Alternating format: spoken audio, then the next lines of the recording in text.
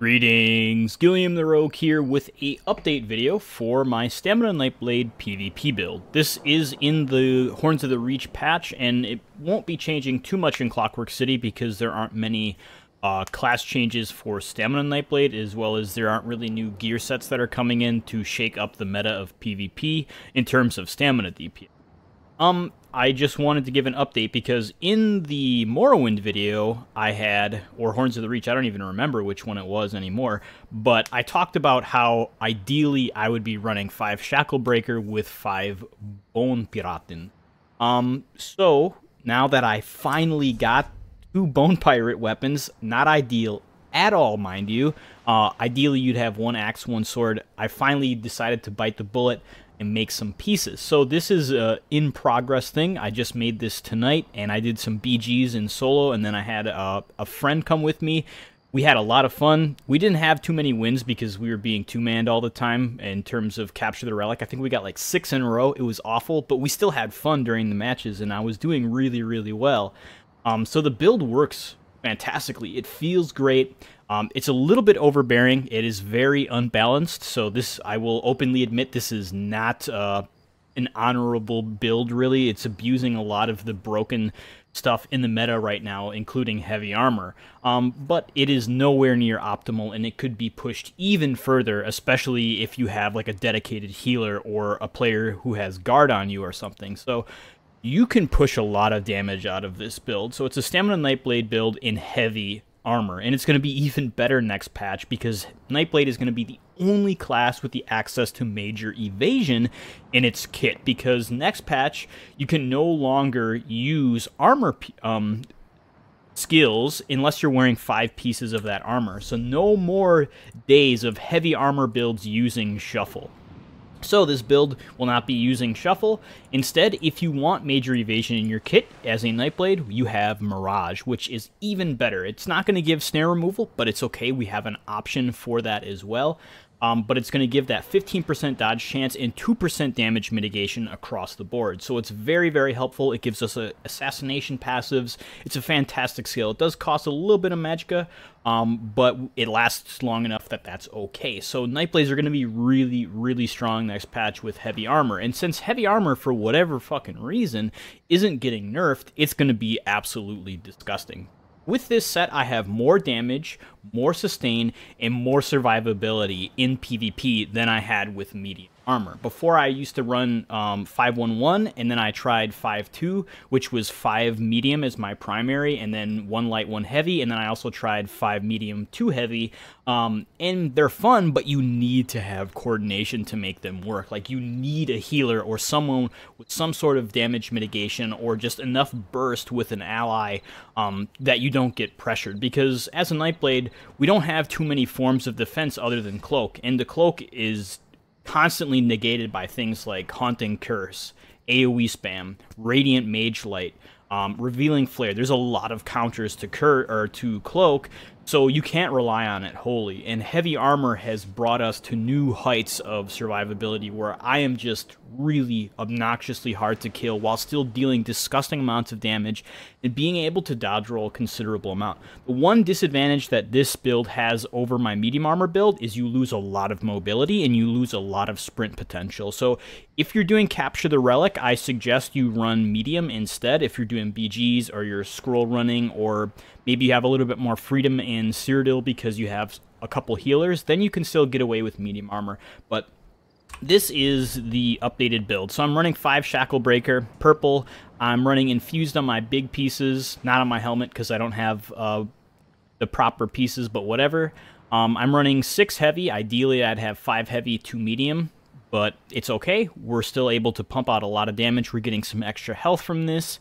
I'm running 1, 2, 3, 4, 5, 6 impen, or 5 impen, sorry, and then 2 infused. You could run well fitted here instead. Otherwise, you can run infused on your big pieces because prismatic enchants are really, really strong.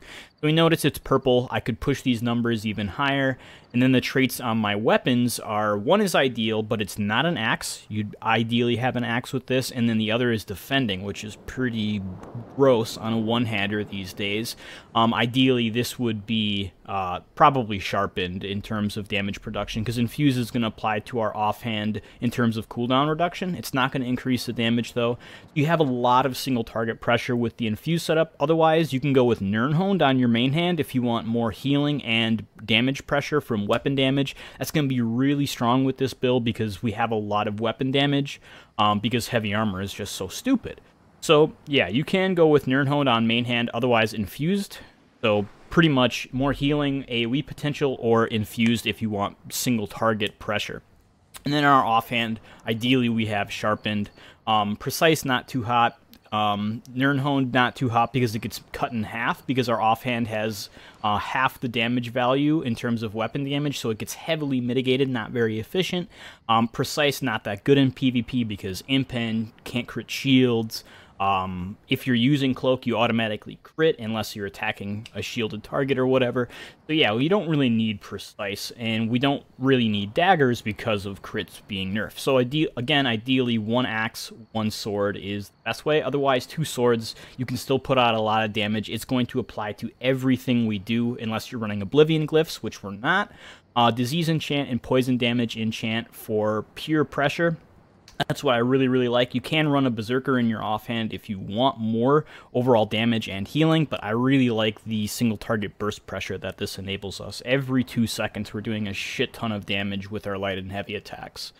In terms of enchants on gear, again, Prismatic on our big. This is going to give us tons of magicka and health. Obviously, my health is not at a safe value right now, but that's because I don't have food on. So I drink some Dubious, and I jump up to 19k. On my back bar, I'm almost at 20k, and in PvP, like BG's, Dueling, or Cyrodiil, I'm going to be at about 22, 23k, depending on what I have in my group. And if I have like a Warden or a Warhorn, if I'm doing a little bit larger scale, I'm going to have like 26k health. So you're going to be pretty tanky, and you can push this up even more if you want to be a little bit more durable. So you have a lot of freedom with this, but we see as a Khajiit, which is not an optimal race, I have 37k stamina. So if I was a Red Guard or a Wood Elf, I would have 40k stamina easily with this, and that's running triglyphs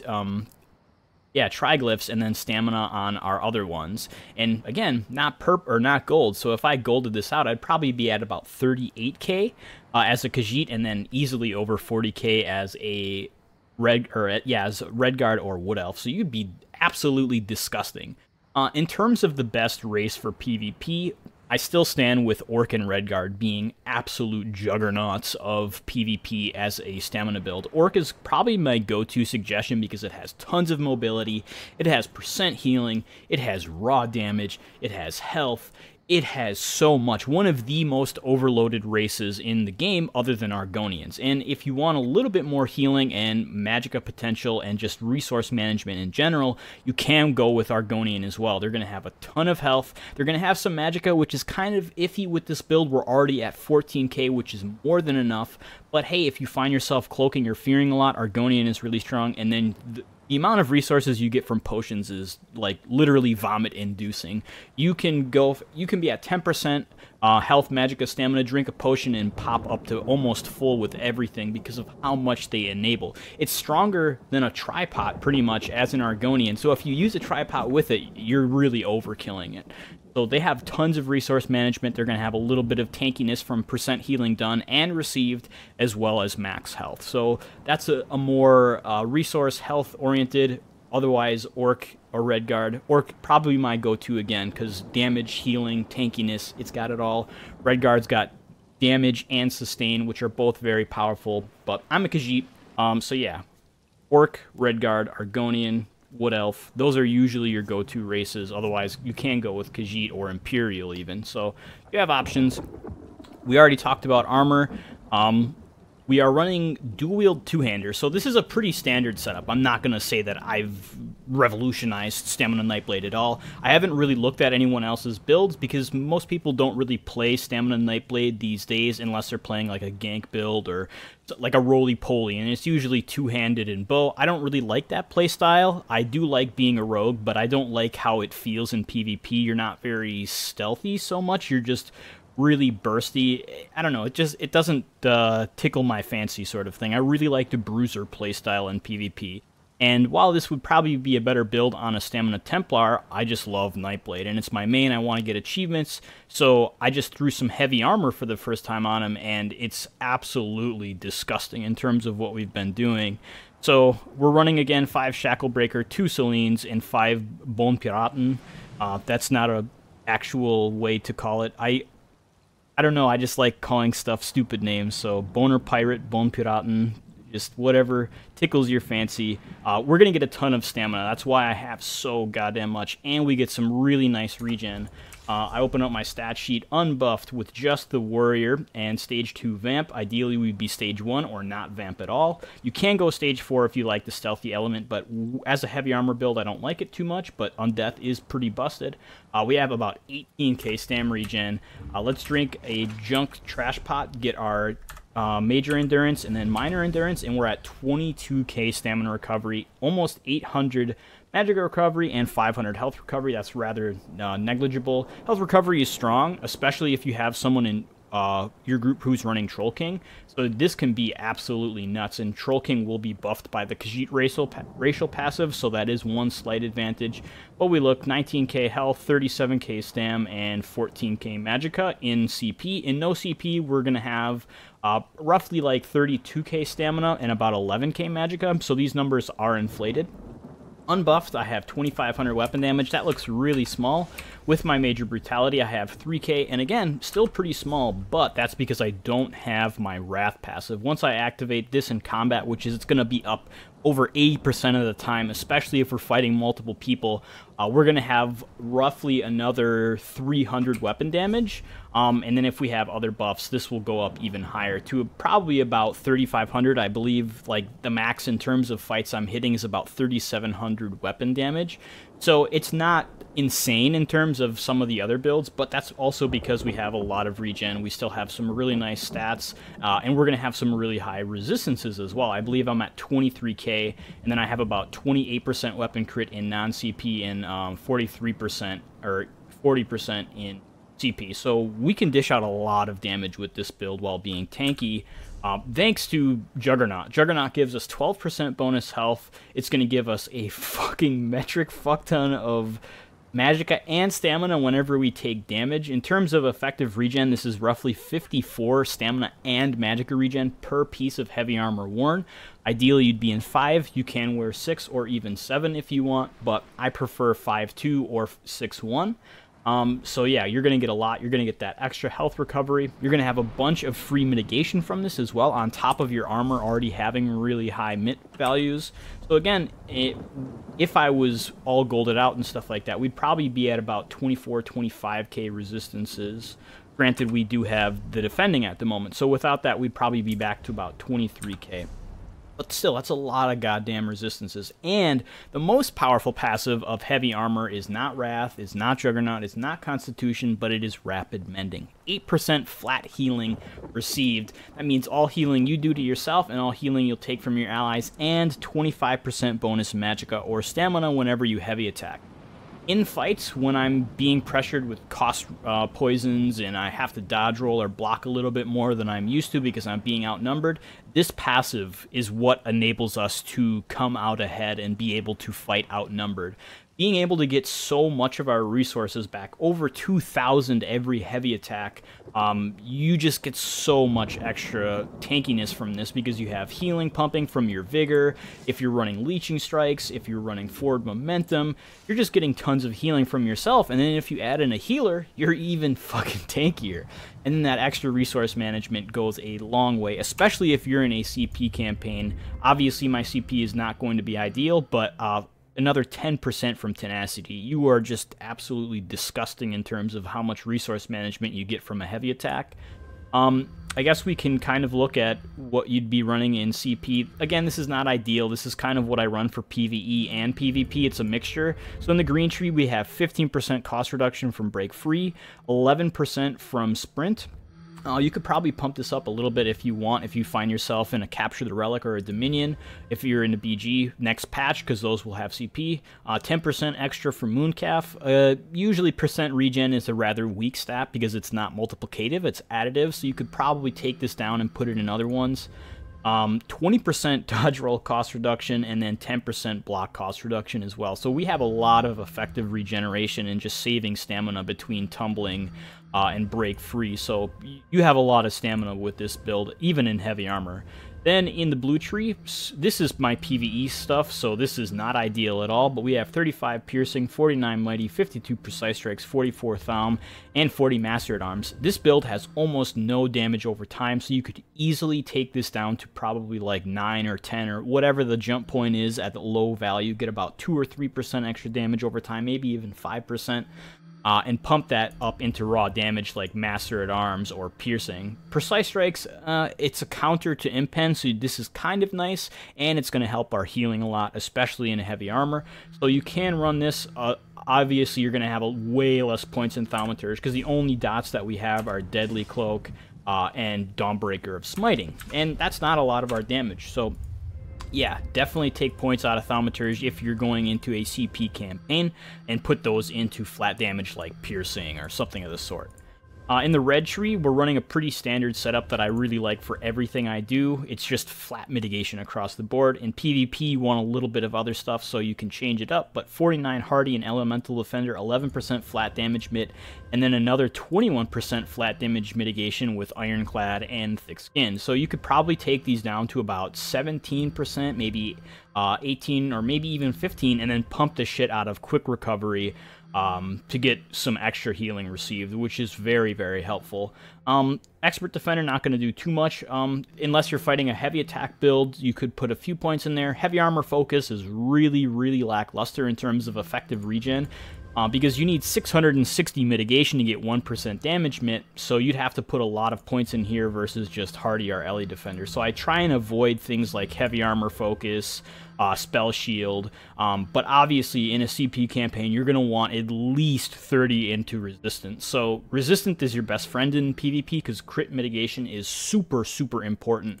So definitely take points out of Thick Skinned and Ironclad, and then put a few points into Quick Recovery, and then at least 30 into Resistant, and you are going to be absolutely disgusting in terms of mitigation. So that covers CP. We went through gear. Now let's cover abilities, and then we'll end it. I will have gameplay footage in a future video, especially since I already had some with the medium armor. I'm working on footage for heavy. It's not going to be super crazy. I'm going to be pugging most of the time, so it's not going to be any coordinated stuff.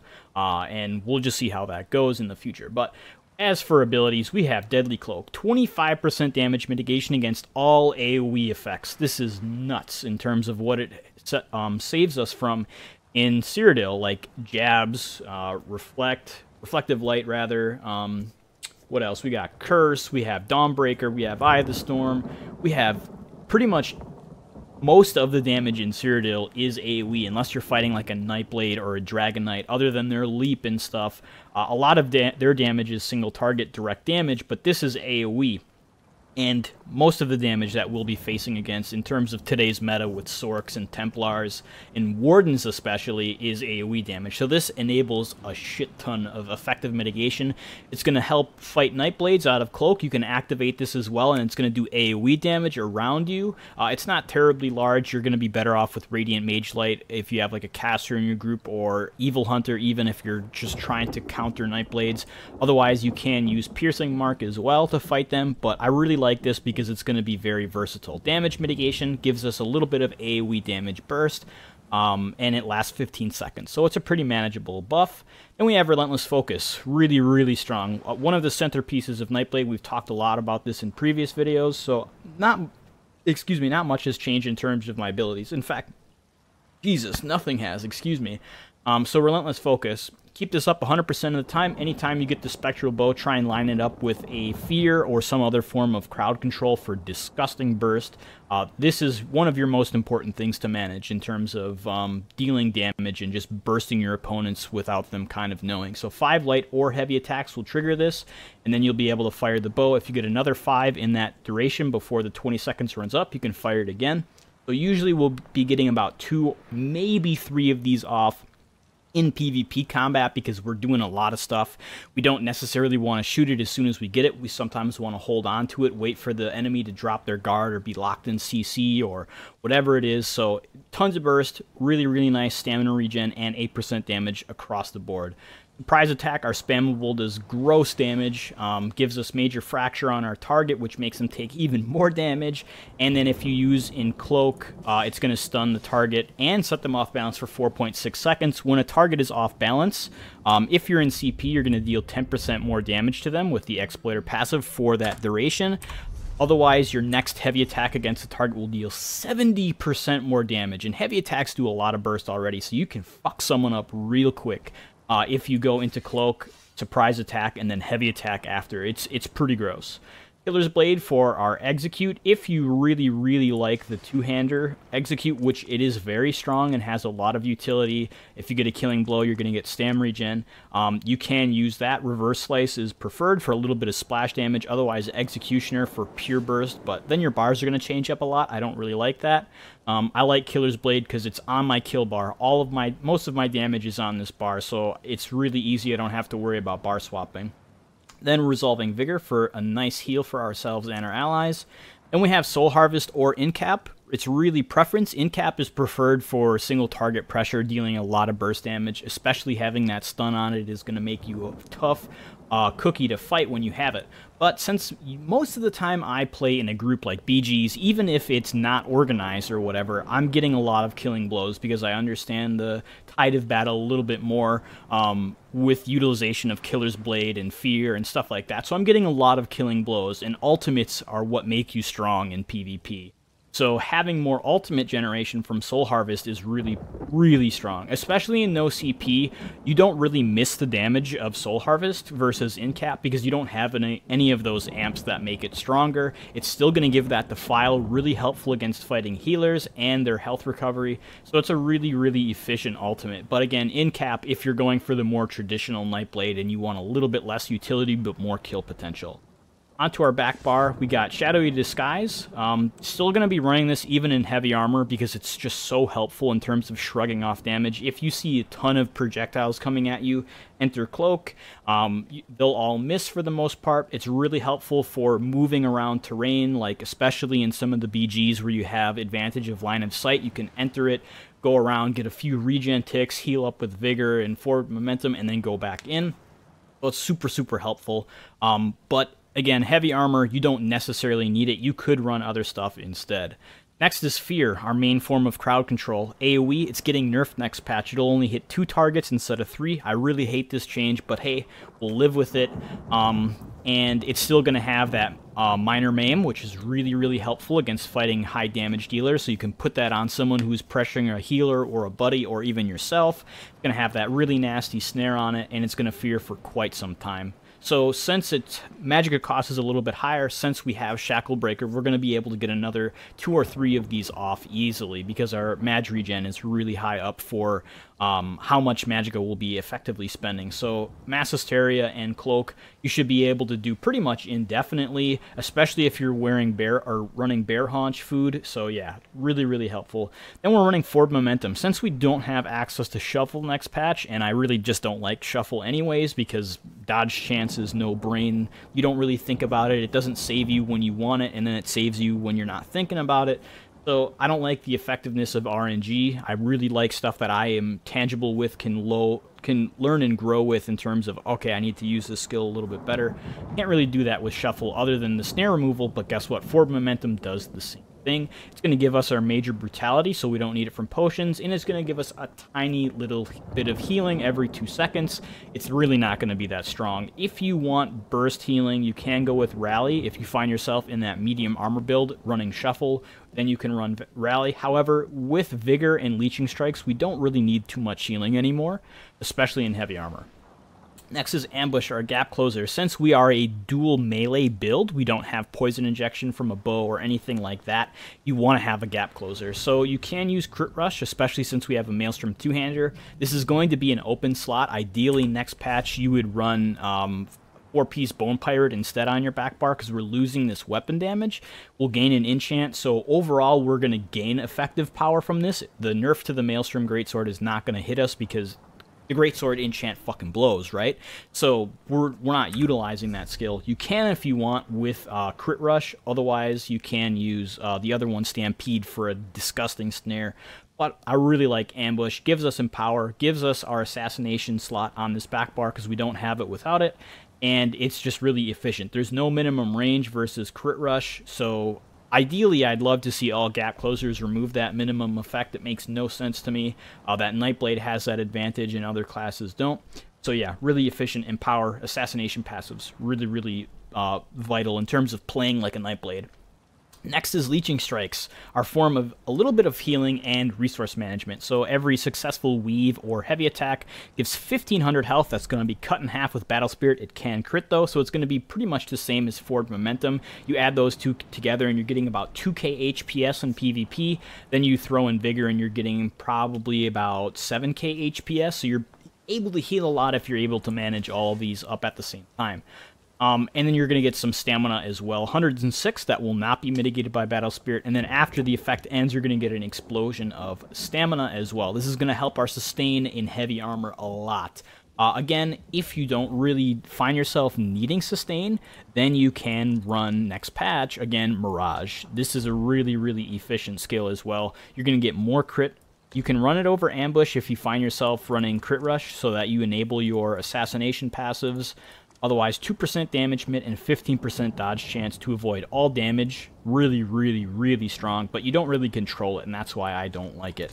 Then in our ultimate, we are using Dawnbreaker of Smiting. This is our primary ultimate that we'll be casting when we initiate in fights or when we see a clump of players. It does gross damage, especially if you pair it with a heavy attack. It stuns, it deals damage over time, and it's going to take enemies out of stealth because it's AoE. It's just really, really strong. If you use this on an undead, so like a vampire or a werewolf, you will obliterate them.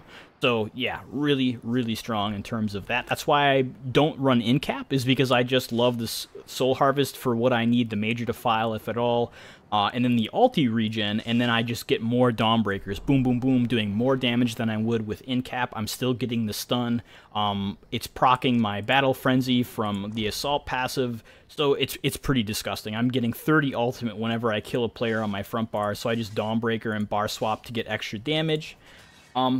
So yeah, not much has changed from the original video, but people were asking for a build video, so it's pretty much just the armor that we've changed up. 5 Shackle, 2 Selines, 5 Bone Pirate. Bone Pirate is not active on our back bar, so you want to spend most of your time here. That's why I don't run the Reverse Slice on my back bar, is because I lose all of that extra stam, because when I swap off, I jump down to 38k, or 33.8k, and I lose some stam recovery, so deal. But we do have a little bit more weapon damage. It's a preference thing.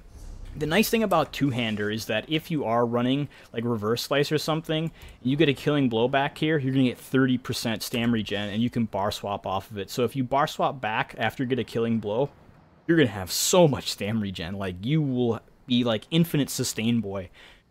But yeah, that's the update to my Stamina Nightblade build. No edgy name for it because we don't need a name. We just need results, and that's what I've been getting lately. So look forward to the kill montage edgy stupid video in the near future, probably a month or so out from now, depending on how much footage I want to get. I'll probably talk over it, explaining some of my decision making and so on. So yeah, look forward to that. Hope to see you guys in Cyrodiil or BGs this patch, next patch, wherever. Good fights out there today, especially, and whatever. So yeah, hope you guys enjoyed, and I'll see you guys around.